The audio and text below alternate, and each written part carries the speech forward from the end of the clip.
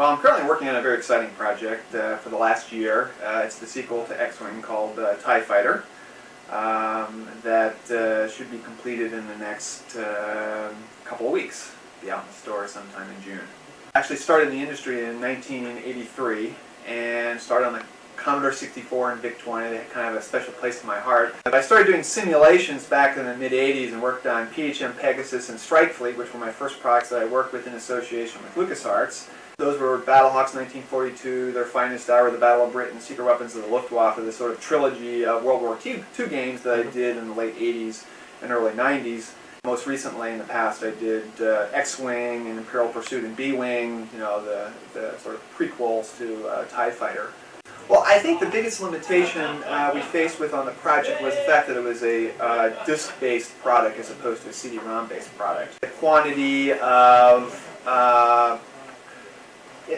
interactive animated cutscenes that we would have liked to add had to be limited, and the amount of digitized voice and sound effects, all those had to be scaled back so we could, squeeze and shoehorn it onto 5 discs. So we're looking forward to the day very soon when we'll be able to go into the open vistas of CD-ROM, where we have about 100 times the amount of acreage on a disc to really go wild. One of the reasons why I sort of formed a group called Peregrine Software, actually a corporation that just actually got incorporated in January and starting to sort of organize itself to be able to do more projects than just that I myself am able to take part in. Certainly you can count on in the near term, in the future, more Star Wars related projects, both as a continuation of TIE Fighter and carrying on the story there, but also looking at it from different perspectives. George is feverishly working away on the prequel, which everyone has been asking him for years about. He's been seriously organizing an effort to actually create another trilogy. There's no doubt that this group will, with LucasArts, will want to carry on with whatever material that he generates and the further characters in the world that he creates. Will provide another tremendous rich opportunity to do more product. I'm also doing some other projects that are outside the Star Wars universe. I can't really tell you that much because they're still early on, but it's going to be something very different from a flight simulation even. It's actually going to be working with Microsoft, doing essentially a strategy type game. Certainly, from the point of view of inspirational, the body of his work, Star Wars, provides us all with sort of a vision to try to carry on. But as far as direct involvement, he's really a hands-off sort of guy. Right, that's right. Use the Force.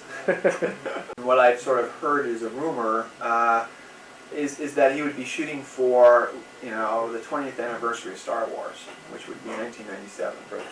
One of the biggest feedbacks we've gotten, besides people were excited about it, was the difficulty level, and we would have, like we're doing with TIE Fighter, addressing a lot of those issues so it's more accessible to people. There's a lot more levels, essentially levels of difficulty setting, and allow people who are intimidated by flight sims and the complication of flight sims and are more Star Wars fanatics than flight sim people, that give them an easier road into the product.